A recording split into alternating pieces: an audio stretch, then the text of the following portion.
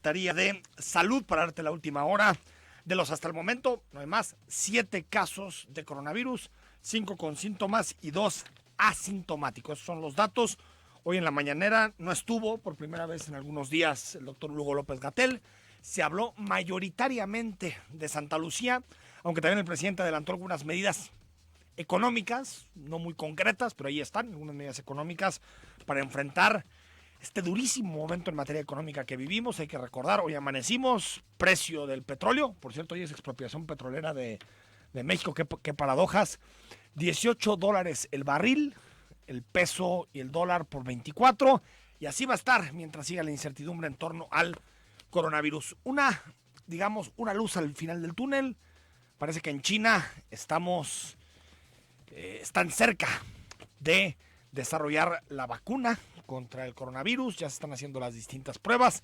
Te platicaremos también de esto y más. Hasta las 10 estamos contigo en Cara a Cara. En esta mesa dialogan todas las ideas. Se genera la noticia y se dicen las cosas. Cara a Cara. La información clara y precisa en voz de sus protagonistas. Cara a Cara con Enrique Tusain.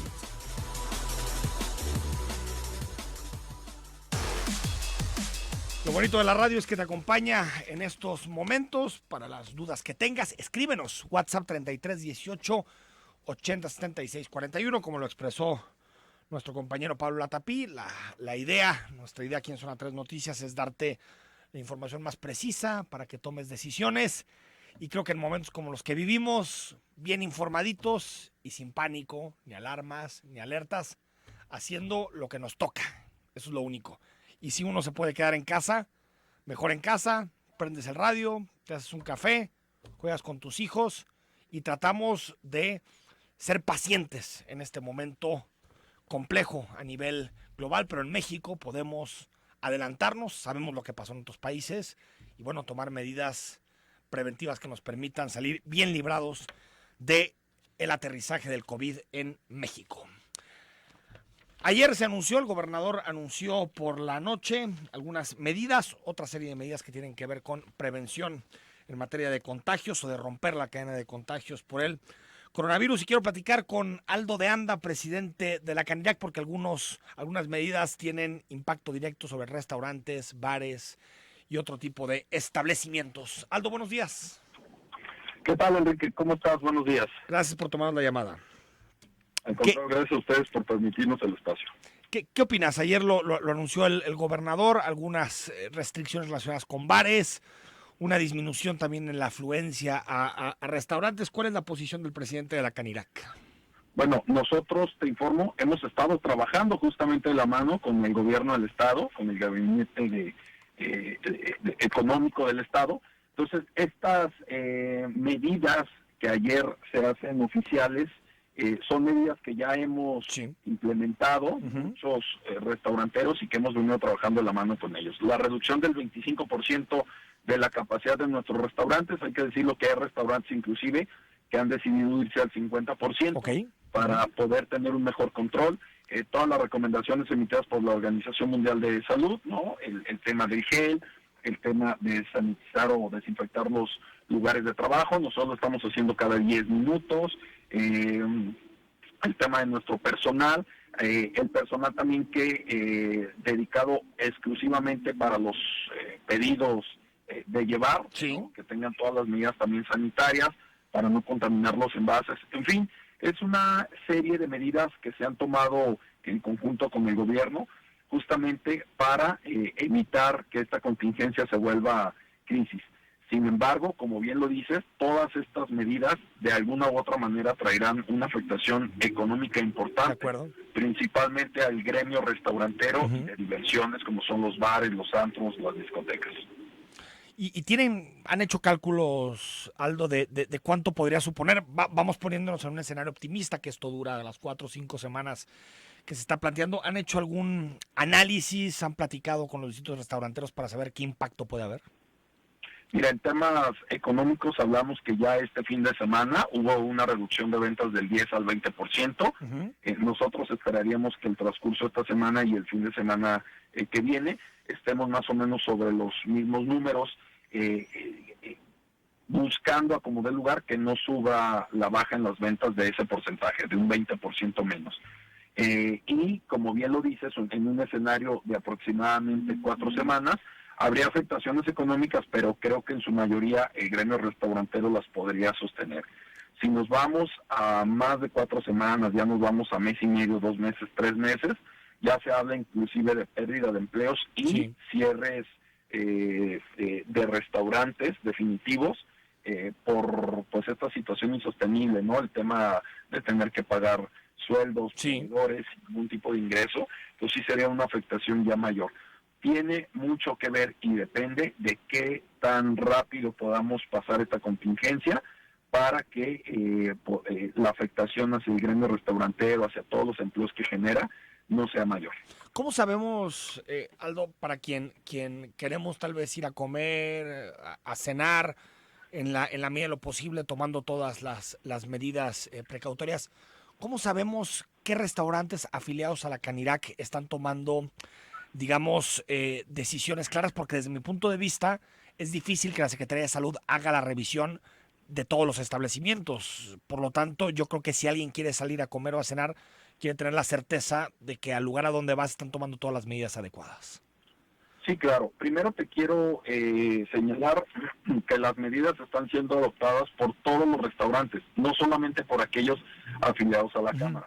A fin de cuentas, la propia ley de cámaras nos da la representación de todos y cada uno de ellos. Sí. Hemos estado en contacto inclusive con restaurantes que históricamente han decidido no estar en la Cámara, sin embargo son restaurantes o cadenas fuertes y que se tiene una excelente relación con ellos. Pero es muy fácil, la verdad es que desde la entrada tú puedes distinguir un restaurante cuando tiene sus medidas de seguridad, ¿no? Como primer caso y ejemplo, los restaurantes a la entrada deben de tener su gel antibacterial y deben de tener su cartelón de las recomendaciones emitidas por la Organización Mundial de Salud, las que ya todos sabemos, ¿no? El no saludarse ni de beso, ni de abrazo, mano, evitar contacto, 1 metro de distancia, ¿no? Usar el gel, lavarse las manos, todas esas recomendaciones están en un cartel a la entrada de los restaurantes. Y el tema del gel, ¿no? Eso como primera opción para que puedas tú distinguir cuando un restaurante está siguiendo las medidas. Y tiene que ver también con que no solo estamos solicitando que Secretaría de Salud revise que se lleven a cabo las medidas de higiene, sino también la implementación de estas otras medidas, como es el utilizar solo el 75% del restaurante. Inspección y vigilancia de los diferentes ayuntamientos está coadyuvando con nosotros para también primero comunicar a aquellos restaurantes todavía que son los menos, pero puede haber algún distraído que todavía no esté muy enterado de las medidas que estamos llevando a cabo, comunicarlos, exhortarlos y en dado caso que no cumplan, pues sancionarlos, ¿no? Por no llevar a cabo este tipo de recomendaciones. Sin embargo, estas recomendaciones nosotros las empezamos a compartir desde la semana pasada, propiamente desde el viernes, sábado, por ahí, y son recomendaciones que ya al día de hoy se hacen oficiales. Ya, digamos, ya hoy ya no son recomendaciones, ya son obligaciones por parte del restaurante con este decreto que emite el gobernador, ¿no? Hemos estado muy cercanos, insisto, con todos los restauranteros de todo tipo, de todas las partes de la ciudad, para que lleven a cabo todas estas dinámicas y todas estas instrucciones que se han girado. Antes de despedirte, ¿qué pasa, digamos, o qué afectación, ya me decías, 10 a 20% en digamos, el ingreso, las ventas en restaurantes? ¿Qué pasa algo con los meseros, por ejemplo? La mayoría de ellos, meseros y meseras, que dependen del ingreso a través de propinas. ¿Qué afectación podemos plantear en términos de los trabajadores que están en el sector restaurantero? Definitivamente es una afectación también que tiene en general nuestro personal, no solamente los meseros, porque al final las propinas se dividen entre todos. Se dividen, ¿no? Así es, pero sí es una gran afectación. Obviamente al tener una dinámica menor de clientes, pues son menos las propinas que recibirán. Hemos platicado con nuestro personal, está consciente de la situación, están trabajando también ellos muy fuerte, ya no por recibir las mismas propinas que que recibían, sino por mantener sus empleos, porque la empresa a la cual pertenecen, muchos de ellos que han pertenecido durante años, no cierren sus puertas. Los empresarios están haciendo un esfuerzo importante por mantener a su plantilla laboral completa, porque no haya despidos. Entonces, están trabajando de la mano tanto los equipos como los dueños de restaurantes para ponerse de acuerdo y ver cómo subsanan, ¿no? Y cómo sacan adelante esta contingencia. Sin embargo, como ya lo dije, habrá que esperar este fin de semana para ver si las afectaciones no suben, y habrá que esperar qué tanto podemos realizar esta contención para que pronto volvamos a la normalidad. Pues ojalá que pase este momento lo más rápido posible, y eso en gran medida depende de todos nosotros. Gracias, Aldo. Al contrario, Enrique, muchas gracias a ti. Aldo de Anda, presidente de la Canirac, que recordemos, anuncio ayer del gobernador del estado, pues medidas duras, pero creo que necesarias. Cierran bares, casinos, salones también, algunas medidas restrictivas que ya platicábamos en restaurantes, disminución del 25% del aforo de golpe para evitar aglomeración de personas, y también para poder respetar ese 2 metros de distancia que recomienda la Organización Mundial de la Salud, medidas de higiene, reforzamiento de medidas de higiene para que se limpie cada 10 minutos distintos espacios de los restaurantes.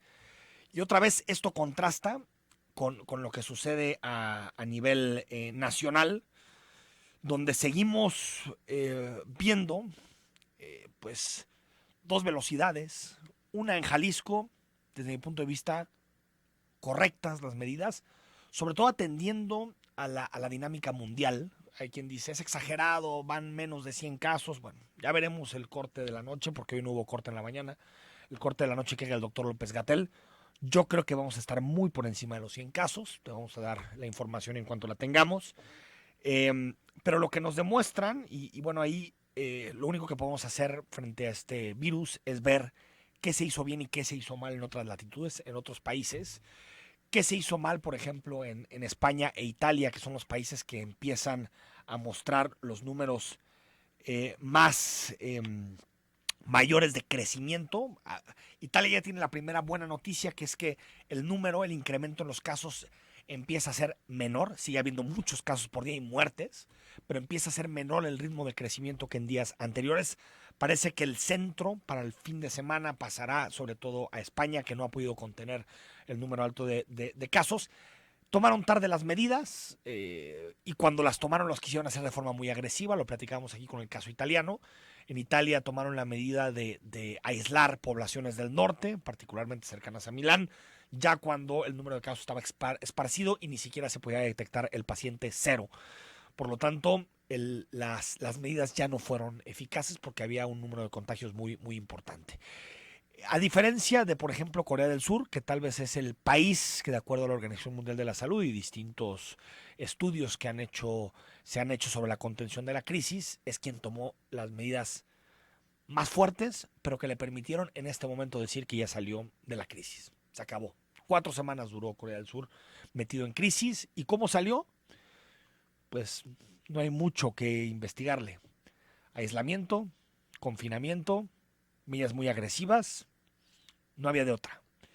Y en México vemos que en Jalisco se toman medidas que avanzan hacia allá, hacia confinarnos, hacia tratar de estar en casa, evitar las cadenas de contagio, mientras que a nivel nacional los aeropuertos abiertos, las escuelas siguen en operación, porque hay gente que me decía en redes sociales, es que ya cerraron las escuelas. No, cerraron en Jalisco. A nivel nacional están totalmente abiertas hasta el viernes. Aeropuertos como el de Cancún en la Ciudad de México, con muy poquitos filtros para medir temperaturas. Es decir, y uno se pregunta, ¿sirve todo el esfuerzo que se está haciendo en Jalisco, que estamos haciendo los jaliscienses por confinarnos, el impacto que tiene que ver con nuestra economía, si a nivel nacional no están tomando las medidas adecuadas, las medidas correctas, de sentido común? Ya no hablamos de medidas totalmente agresivas, de prohibir que la gente salga, como se está haciendo ahorita en Italia. No, pero medidas de sentido común para evitar cadenas de contagio. Ojalá que no llevemos esa ruta. pero parece que vamos hacia allá, que no llevemos la ruta de otros países que tomaron malas decisiones y que al final terminaron con muchísimos contagios y muertes. Es cierto que confinar, aislar tiene un impacto económico muy fuerte y por lo tanto el gobierno, el que debería ser su objetivo es blindar la economía a través de programas amplios. El hecho de que en México en este momento no haya déficit en el presupuesto, los niveles de deuda sean manejables, te permite que utilices el presupuesto como una forma de blindar a la economía. Qué bueno que hoy se anuncia, por ejemplo, en la mañanera, que se le van a depositar de golpe 2 bimestres a adultos mayores. Qué bueno, son medidas que creo que abonan en ese sentido. Qué bueno que la promesa del presidente es que no habrá recortes en temas prioritarios para la ciudadanía como salud, como educación, que no se van a subir impuestos. Qué bueno. Pero faltan medidas más agresivas, mucho más agresivas, particularmente uno para defender a todas esas personas que viven al día, porque hay muchísimos en México, y segundo que también es relevante, ¿qué hacen los empresarios, todos esos microempresarios del país y en Jalisco, que tienen que abrir porque si no, no comen? Tienen que abrir su negocio, tienen que abrir su empresa. ¿Qué hacen? Tienen que pagar impuestos, salarios. Las medidas sociales no solamente tienen que ser relacionadas con las personas y con proteger a las personas de esta crisis económica que vamos a enfrentar por el coronavirus, sino también proteger a las empresas que al final son las que generan empleos y que en muchas ocasiones tiene que llevar en sus hombros crisis como estas, porque nadie se acuerda de que es importante mantener a las empresas de pie, porque si no, imaginémonos qué nos puede pasar en 2 o 3 meses. 9 de la mañana con 21 minutos, al corte seguimos hablando del coronavirus, hay muchos mensajes y también hablamos, pues para un poquito diversificar los temas de conversación sobre la ley de participación ciudadana que está generando polémica en el Congreso. Por cierto, los diputados cierran el Congreso las siguientes semanas, menos mal para que utilicemos estas semanas y digamos que no hagan más daño los diputados con sus legislaciones. Vamos al corte. Mantengámonos cerca. Línea WhatsApp 33 18 80 76 41.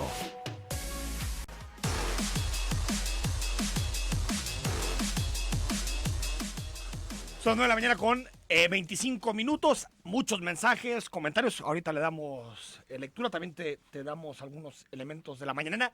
Los que tienen que ver con el COVID-19, no el resto, porque también se habló mucho sobre Santa Lucía, sobre el proyecto de Santa Lucía. Hoy y mañana se va a hablar del tema y por supuesto a las 7, a las 19 horas, corte que hace el doctor Hugo López-Gatell con relación a los casos de COVID-19. 205,000 confirmados en el mundo. Es increíble. China no se ha movido desde hace semanas. 81,000.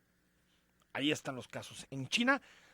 31,000 Italia, 17,000 Irán, 13,000 España, que ahí va para convertirse en uno de los países con mayores afectaciones. La mayoría países europeos, pero Estados Unidos ya muestra 6,500. Su crecimiento diario es exponencial. Yo creo que tendremos la posibilidad de abordarlo más a profundidad. Y más adelante el panorama en Jalisco lo platicaremos con la Secretaría de Salud. Pero diversifiquemos un poquito los temas de los que se está hablando, porque parece que en México hay un monotema en este momento y es simplemente hablar del asunto del coronavirus. Y qué bueno, es un asunto que tenemos que enfrentar, pero sigue habiendo asuntos relacionados en la agenda pública. Uno de ellos, el debate que hay en torno a la participación ciudadana en Jalisco, porque hace algunos días en el Congreso se aprobó una ley, modificaciones más bien a la ley de participación ciudadana, algunas modificaciones a las que se opuso el Partido Revolucionario Institucional, el PRI y Morena, y que pasó con la anuencia de Movimiento Ciudadano. Lo que se aprobó tiene que ver con ejercicios como revocación de mandato y plebiscito. Se pierde dentro del debate la facultad que tiene el Congreso de emitir convocatorias y revisar los perfiles para elegir a quienes conforman el Consejo de Participación Ciudadana. Este consejo depende de la Secretaría de Planeación y Participación que encabeza Margarita Sierra. La lista de elegibles simplemente se enviará al Congreso por elección para sorteo. A ver, platicamos de este tema, si es preocupante o no es, si vemos o no regresiones con la diputada Mariana Fernández. Diputada, buen día. Hola, muy buen día, Enrique. Muchísimas gracias por el espacio y saludo a toda la gente. Y entendemos ahorita el tema es el COVID-19, pero es importante hablar de estos retrocesos que sufre el Estado de Jalisco en participación ciudadana, platicarle a la gente que Jalisco es de los estados que más vanguardista tiene sus propios mecanismos y progresistas, pues mucho mejor que nuestra Constitución Federal. Aquí había 14 mecanismos. Justamente hace un año el Ejecutivo manda la única ley preferente que ha mandado, que es justamente la Ley de Participación Ciudadana y para la Gobernanza Popular. Entonces, fue una ley donde se trabajaron con 26 organizaciones. Lo primero que pidió la gente fue que el Consejo Ciudadano fuera presidido por ciudadanos y no por gente del propio gabinete.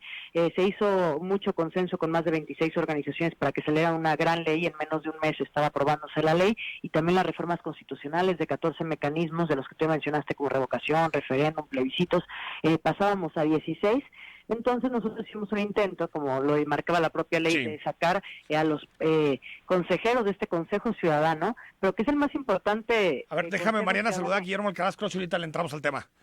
Presidente del IEPC, Guillermo Alcaraz, ¿cómo estás? Enrique, muy bien, un saludo a Mariana también. Un saludo. Oye, en el IEPC supongo que nadie chambea.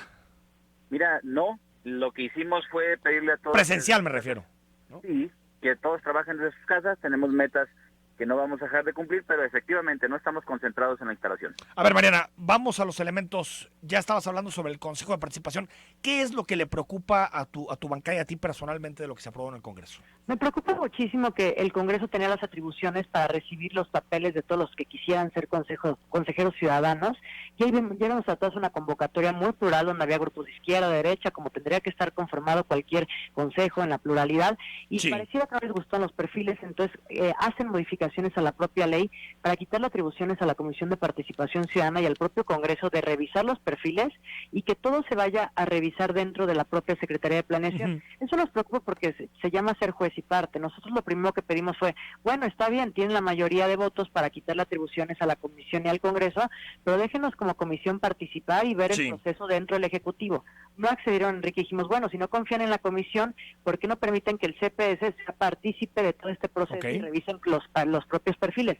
Tampoco accedieron. Entonces, obviamente nosotros tenemos la sospecha de que van a poner perfiles a su modo, gente que sea a modo del gobernador, y no es un consejo menor, Enrique, es para pedir revocaciones de un alcalde, de un gobernador. O sea, es un consejo que es el más importante del Estado. El consejo decide si aplican o no. Sí, si se implementan o no este tipo de mecanismos. Ajá, y ya el mecanismo lo lleva a cabo el Instituto. Entonces el gobierno puede mandar puros afines y el Congreso no puede hacer nada más que simplemente meter las bolitas y sortear. Y los que salgan pues seguramente serán afines a ellos, que eso nos preocupa muchísimo, porque parece que era el partido que hablaba de más participación ciudadana, y hoy es cuando más se ha callado la participación ciudadana. Llevamos un año esperando a que se conforme este Consejo Ciudadano, y yo hice una reforma a la ley, presenté una reforma a la ley que dijera, mientras tenemos Consejo Ciudadano, por favor que se regresen las atribuciones al IEPC para que ellos den entrada a los mecanismos mientras hay Consejo. El tema es que llevamos un año esperando, creo que hay más de 6 mecanismos en espera, desde revocaciones de mandato de un alcalde de un municipio hasta un tema de los... de obra pública y... Zapopan, de donde van a hacer departamentos, el tema de los terrenos de Tlaquepaque del lado de que se donaron, y temas que a la gente le importan, como si se hacen una ciclovía en su colonia, si les gusta o no este proyecto, y al final eso es lo preocupante, que tampoco accedieron que el IEPC le den entrada ahorita a los mecanismos. Otra cosa que nos preocupa muchísimo, antes de que le damos el uso de la boca a Guillermo, es el tema de... que en el 2021 ellos podrán decir qué mecanismos podrán hacerse y cuáles no, para no enrarecer las elecciones. Eso me parece muy grave, porque en las propias elecciones podremos aprovechar lo que ya se gasta en las elecciones, por ejemplo en un municipio para preguntar algún tema de presupuesto participativo. Dicen no, porque pueden enrarecer las elecciones. Sí, pero un constituyente sí lo van a meter en las elecciones. Entonces tenemos la preocupación que en todo el sexenio no salga ni un solo mecanismo y que nada más haya sido de discurso. Presidente, a ver, ¿y cómo queda el IEPC dentro de estas nuevas regulaciones? A ver, la pregunta es para mí, ¿verdad? Perdón. Sí, Memo, sí, para ti. Bueno, nosotros seguimos participando en la organización de los procesos, toda esta parte logística hasta la presentación de un resultado. Me parece que eso ha estado ahí siempre. Desafortunadamente, en la ley anterior a esta última reforma, se nos privó de la oportunidad de resolver sobre las procedencias, pero hoy veo que se rescata para que sea el tribunal que tenga una participación activa en esta materia también. Digo, desafortunadamente no será ya el Congreso quien resuelva sobre este Consejo Ciudadano, pero también creo que en términos de organización y de decisiones se ha enriquecido con esta participación activa del tribunal. Pero yo lo que no entiendo es, presidente, ¿por qué necesitamos un Consejo Ciudadano si tenemos al IEPC? Bueno, ¿Para es qué? una decisión que tomó la propia soberanía a partir de una propuesta que hace el gobernador, y a mí me parece, por supuesto, que nosotros teníamos la capacidad y la oportunidad de llevar a cabo todo el proceso, desde esta declaración hasta su conclusión. Sin embargo, yo quiero insistir, el hecho de que hoy se involucre el tribunal en la decisión de procedencia también es algo muy rescatable. Será un organismo autónomo de corte jurisdiccional quien estará resolviendo esta parte, con una capacidad mucho más amplia de deliberación en cuanto a la interpretación de normas, lo que nos permitirá hacer ejercicios de ponderación.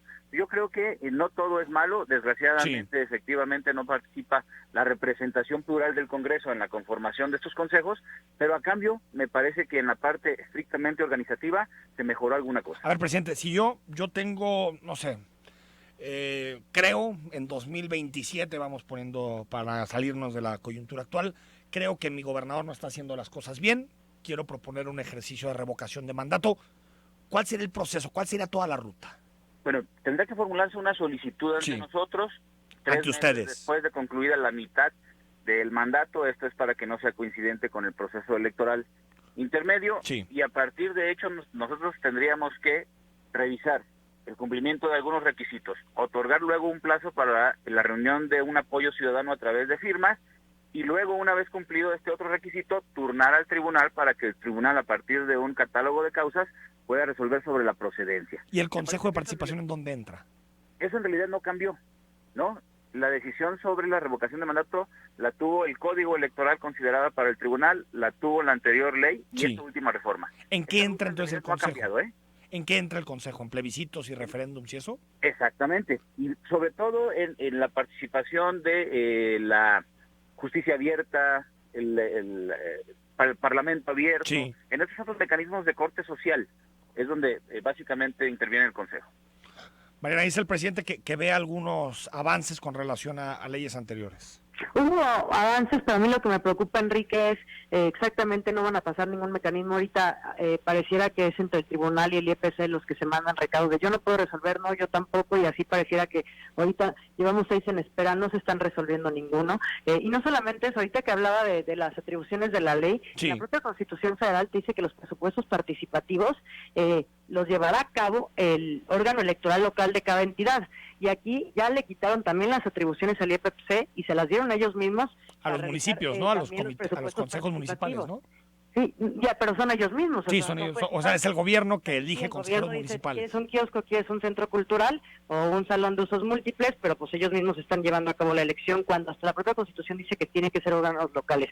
Tenemos un tema preocupante. El año pasado se ejercieron casi 500 millones de pesos de presupuestos participativos sin ninguna regla de operación. Entonces pareciera que en vez de irnos a la transparencia, a la rendición de cuentas, cada día son mucho más opacos, cada día son mucho más juez y parte el propio Ejecutivo. Y bueno, nosotros estamos preocupados porque hasta desde que Emilio era gobernador pasaron más de 6 mecanismos de participación ciudadana, el sexenio pasado también pasaron lo doble de mecanismos, y nosotros confiamos en que el IEPC es el que daba la entrada a los mecanismos. Ahorita más de 10 le dan la entrada el propio Consejo Ciudadano, entonces no es un consejo menor, es un consejo que va a decidir sobre darle entrada o no a cosas importantes para el Estado, como temas de plebiscitos para las leyes, de referéndum para políticas públicas, o sea, de temas que no son temas menores y que ahorita la gente no ha podido resolver temas por un tema de que no hay Consejo Ciudadano, como ciclovías, temas de terrenos, todos los temas comentarios.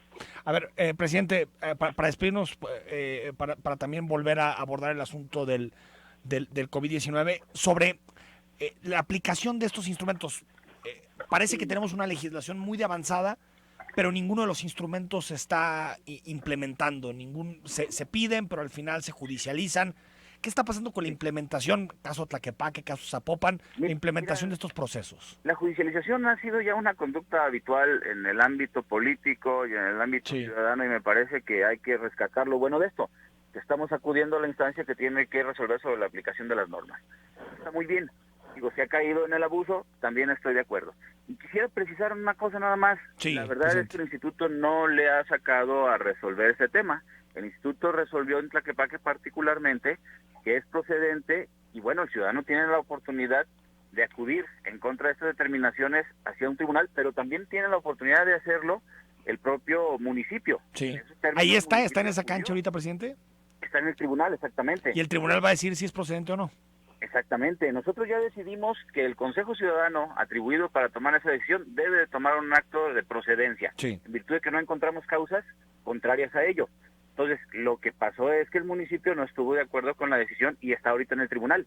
Pero sí quiero ser muy claro, ¿no? El instituto sí le está entrando a los temas, el instituto no lo hizo en algún momento porque fue privado legalmente de esta atribución, pero luego el tribunal nos devuelve la atribución y nosotros tomamos, por supuesto, la alternativa y la sacamos en virtud de lo que nosotros creemos que debe de ser un plebiscito en Tlaquepaque con procedencia. Pues esperemos que esto se resuelva y que sigamos siendo en Jalisco un referente en materia de participación ciudadana a nivel nacional. Mariana, Guillermo, gracias. Buen día. Gracias, buen día. 9 de la mañana con 38 minutos, ahí están las opiniones. Es un tema importante porque yo creo que los gobiernos, las decisiones que toman los gobiernos son mejores. Uno, si saben que los ciudadanos se las podemos revocar, eso es importante, porque si saben que no hay forma de que se revoquen sus decisiones, pues toman cualquier decisión sin importar. Y segundo, porque mucho tiempo se trabajó en Jalisco y a nivel nacional para que este tipo de mecanismos o para que los temas electorales no tuvieran intervención directa de los gobiernos, sino que fueran ciudadanos externos a partidos los que terminen decidiendo sobre estos tipos estos mecanismos de participación ciudadana.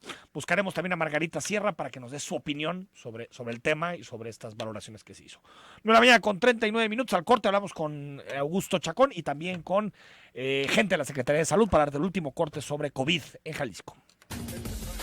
Trabajar para mantenerte informado es nuestra pasión. Zona 3. Información y música en equilibrio. 91.5 de FM. En minutos ya están tus dudas. Ahorita vamos a hablar también con gente de la Secretaría de Salud. Y también hay algunas dudas con relación a estímulos económicos. También los estamos ya checando con las autoridades competentes. Los mensajes sobre todo que nos mandan de taxistas y autos de plataforma. Tenemos, como debe de ser, al ciudadano Chacón resguardado en su casa. Augusto, ¿cómo estás? ¿Qué tal, Enrique? Muy buenos días. Encantado de saludarte. Buenos días a todos, Pues sí, aquí Supongo estoy. que tranquilo, ¿no? Sí, más tranquilo. Estamos, ¿Cómo se puede estar, no? Claro. Solo para dar pistas a quienes nos escuchan, pues todos los miércoles en Jalisco tenemos un seminario y lo estamos llevando de manera virtual y está resultando muy interesante. Sí, ¿no? Sí. Y fíjate que nos estamos dando cuenta que es posible llevar los negocios, algunos proyectos adelante vía virtual, ¿no? Que a veces no es tan necesario estar reunidos físicamente, ¿no? No, lo hemos hecho algunas veces en algunas llamadas, pero esta vez presentando documentos, presentando videos, gráficas, lo que hacemos en el seminario de Jalisco Cómo Vamos, y la verdad está resultando muy interesante y sí queda un dejo de satisfacción el saber que nos estamos sumando a una medida muy importante que quizá tenga impacto benéfico para la sociedad. Sí, yo creo que en Jalisco, no sé qué opinas tú, Augusto, veo que en Jalisco vamos 3 pasos adelante que la Federación, ¿no? Sí, yo pienso que sí, la verdad el gobierno del Estado ha sido muy responsable, ha comunicado... Y la sociedad, Augusto. Y la sociedad. Porque ahorita hablaba con el presidente de Canirac, también están tomando medidas desde el día 1, es decir, no sé si por ese recuerdo que fue muy cercano de la influenza H1N1 en su momento, pero en Jalisco no tomar responsabilidad con otros lados. Sí, la verdad sí, y como bien dices, no solo el gobierno, que ha tenido liderazgo, lo que no sucede en otras partes del país y no a escala federal, pero también las empresas, también las organizaciones de empresarios, las universidades, las escuelas. La verdad, felicidades, me parece que esta es una muestra de lo que sí podemos lograr si nos fijamos objetivos comunes. Oye, estás leyendo mucho también, supongo. Pues sí, es el momento. ¿Qué le recomiendas a la gente que nos está escuchando? ¿Qué tipo de lectura podría ayudarnos un poquito a que pase más rápido el tiempo? Mira, la verdad es que cualquier tipo de lectura, pero justamente anoche pensaba que tenemos una editorial que le pertenece al Estado mexicano, que ha creado desde hace, no sé, creo que ya 70 años, los famosos breviarios, de cultura económica.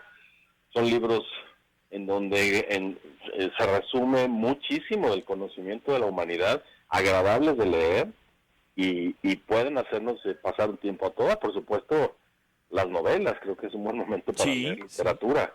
Sí.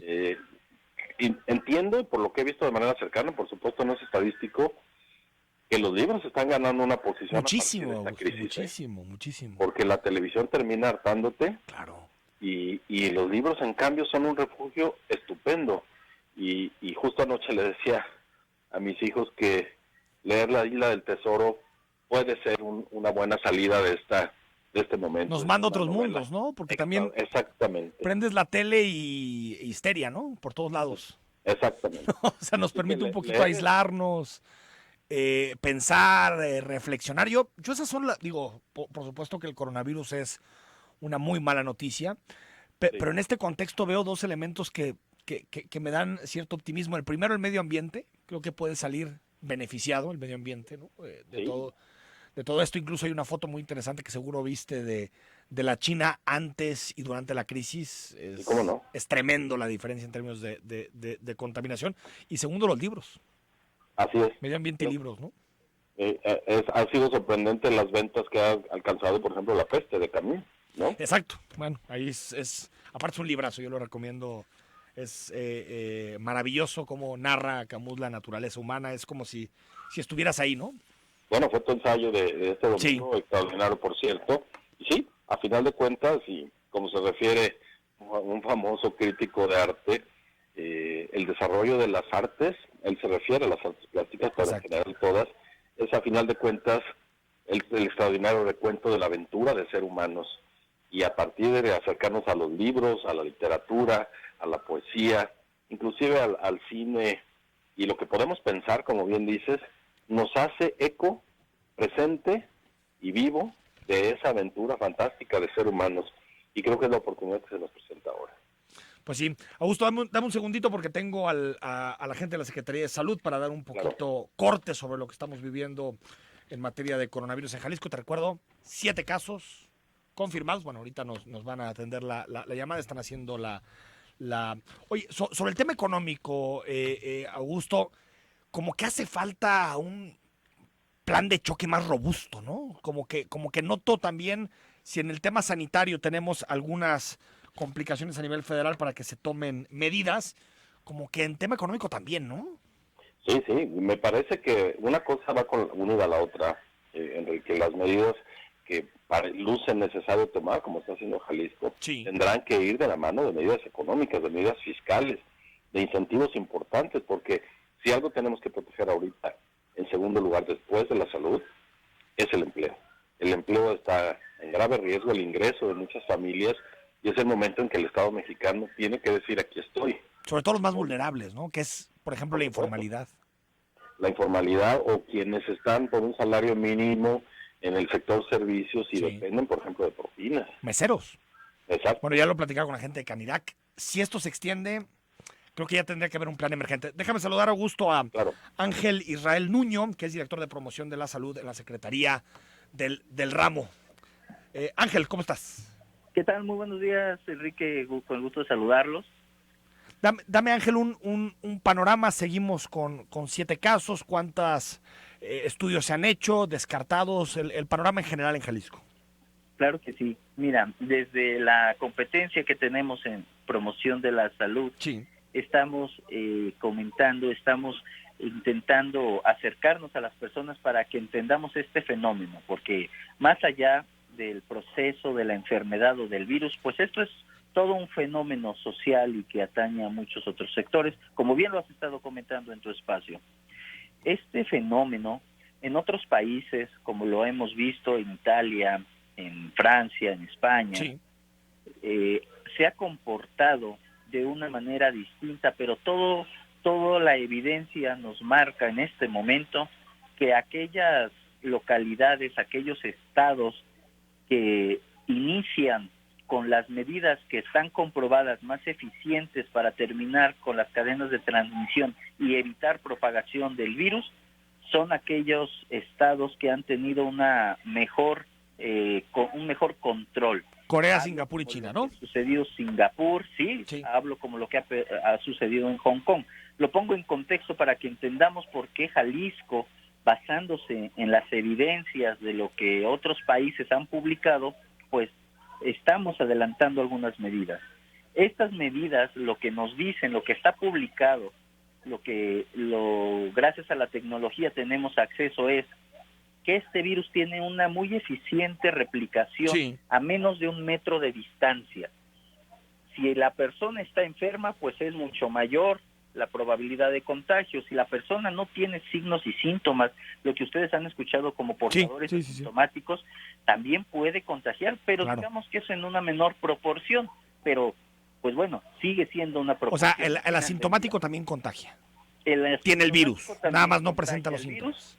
Nada más que no presenta los síntomas. Entonces, ¿qué es lo que nos dice la evidencia, Enrique? Nos dice que el distanciamiento social a más de 1 metro, incorporando las medidas de higiene, de lavado de manos constantemente con agua y jabón, utilización del gel antibacterial, no saludar de mano y de beso, estas medidas de distanciamiento social, aunadas a las medidas masivas de aislamiento social, evitar concentraciones poblacionales en donde se pueda romper estas medidas de distanciamiento, esas son las acciones que de manera local, que cuando se han implementado, han logrado reducir.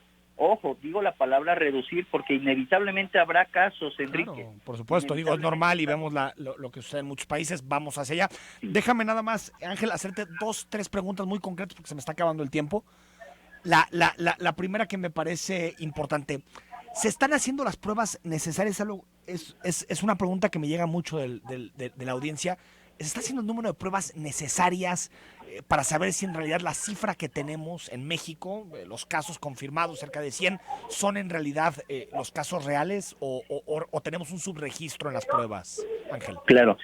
La fórmula es la adecuada, la fórmula de muestreo, de acuerdo a la definición operacional. Técnicamente sí se está haciendo, pero yo quiero con mucho respeto decir lo siguiente: no hay que preocuparse por las personas y las pruebas, hay que preocuparnos por no enfermarnos. Sí, de acuerdo. El cambio de mentalidad, Enrique, es el que tenemos que evolucionar y que tenemos que demostrar como jaliscienses, como mexicanos, que nosotros tenemos esa capacidad de entendimiento más allá de la preocupación de las pruebas. La preocupación de las pruebas es meramente un conteo estadístico, Enrique. No, pero sabemos, lo dicho la OMS, que es muy importante que se haga el número de pruebas adecuado para saber la magnitud del problema. Es importante saberlo, saber la estadística, pero ¿qué es más importante? ¿Qué está por encima de esa estadística? No contagiarse. Está la salud de las personas. Está que no se enfermen. Tenemos recursos limitados, esfuerzos, tenemos muchas personas que al final son seres humanos que están dedicando su tiempo y su vida. Y si tú me preguntas hacia dónde destinaría su esfuerzo, más que para contar qué es lo que está pasando, que obviamente no se descuida, pero todo el esfuerzo, Enrique, que debemos de volcar en este momento es hacia evitar que la gente se enferme. Todo el esfuerzo es para que la gente no se exponga, no acuda a lugares de concentración, no nos esperemos a que nos den la indicación de no ir a un gimnasio o no ir a una plaza. Si usted está escuchándome y sabe y está consciente que ir a una plaza o ir a un lugar en donde no pueda guardar una distancia mayor de 1 metro, no vaya, Enrique. Casa, esa es la estar en casa, es lo importante. Tenemos que preocuparnos y ocuparnos por no enfermarnos. Lo otro es parte de lo que nosotros es nuestra competencia, identificar, contar y establecer medidas. Pero en este momento no nos desviemos. En este momento la prioridad es mantente sano, mantén a tu familia sana, tomando estas medidas preventivas. Ángel Nuño, director de Promoción de la Salud, vamos a estar mucho en contacto. ¿Te parece? Claro que sí. Gracias. Te agradezco mucho, Enrique. Buen día. Augusto, estamos en el tema económico, hay muchas personas preocupadas, hay gente que vive al día, taxistas, quien atiende en los restaurantes, meseros, barman, muchísimas personas que viven al día, Augusto, y como que ya vamos tarde, ¿no? Esto genera también mucha incertidumbre y hace que muchas personas que podrían estar en casa, pues se replanteen esa situación y mejor ir a trabajar porque pues hay que llevar pan a la casa, ¿no? Por supuesto, ahí sí vamos un tanto tarde y entendiendo que no es un asunto fácil de remediar, estamos hablando de mucho dinero, pero ¿cómo les vamos a apoyar? ¿Cuál va a ser el mecanismo para hacerles llegar lo que se necesita para la sobrevivencia cotidiana? Eso es muy importante. No hemos dado ese paso, por supuesto, tenemos, al menos desde que se aprobaron los presupuestos para este año, en una lucha constante por los 3 o los 4 pesos para los distintos rubros. Sí. No digamos para salud, que ya... Pero traemos un superávit, Augusto. Pues sí. Para eso son los superávits, no para tenerlos ahí resguardados. En Europa estamos viendo cómo los países se brincan las regulaciones y el déficit para poder inyectar dinero a las economías, a las empresas, a las familias. Y aquí tenemos 0.7% de superávit primario y parece que hay que tenerlo ahí como trofeo, como monumento, ¿no? Completamente de acuerdo. Y deja tú el superávit. Todo lo que el año pasado fue, por ejemplo, su ejercicio. Tenemos dinero que no se presupuesta bien, que no se usa. Ya tendríamos que estar tomando medidas. ¿Hasta dónde el Estado tiene capacidad suficiente para poner en marcha las que aquí requerimos? Eso nos lo tendrían que responder, pero como dices, vamos tarde y eso se puede convertir en una crisis social muy importante. Hay que resolverlo ya. Tenemos un porcentaje de la población en la informalidad. Esto significa un buen porcentaje de la población que está al día. Inclusive los que están en la formalidad tienen ese problema. Pensemos nada más en todos los servicios en el aeropuerto. Imagínate. Si baja la afluencia, es tremendo. Sí, tremendo. Fíjate, son tenemos 0.7 de primario, un punto del PIB, estamos hablando de 200 y tantos mil millones de pesos. Sí. ¿Resuelve la crisis? No, pero sí es un mensaje de confianza a las familias. Claro, ¿no? Y hay que, porque por un lado están pidiendo, y tenemos que hacerlos, ciertos sacrificios en la vida cotidiana, pero eso se tiene que compensar de alguna manera. Y ya lo hemos comentado tú y yo, no somos un país pobre, somos un país que distribuye mal, somos un país como en buena medida injusto, para pobre, ¿no? Y es hora de mandar los mensajes contundentes para que la gente esté tranquila. Y yo también creo que los municipios, el Estado dentro de su competencia puede empezar a hablar de impuestos sobre la nómina, puede empezar a hablar perfectamente de predial, es decir, dentro de la órbita de cada uno, dar cierta certidumbre, ¿no? Así es. Eso es imperativo, justo para que la solidaridad ya mostrada, la capacidad de unirse en la causa en común, no se distraiga por lo básico, que es comer y llevar alimentos a la casa también. Inclusive tener a los hijos en la casa implica un costo más alto al que tenemos cotidianamente. Un abrazo, Augusto, y que sea leve. Gracias. Igual para ti, un abrazo, Enrique. Buenos días. Gaby Galván, para ver si alguien puede checar la oficina que está en Agustín Yáñez y Niños Héroes de Telecom, está pagando a adultos mayores que no se supone que estamos en contingencia. Y bueno, tendrán que estar 1 metro de distancia, no sé si se alcancen. A ver, hay muchísimos mensajes que nos llevamos, los respondemos, la mayoría de las dudas que tienen las respondemos a través del WhatsApp. Y mañana conectamos de nuevo a partir de las 9 de la mañana para seguir hablando de este tema y más aquí en Cara a Cara. Soy Enrique Tucen. Buen miércoles.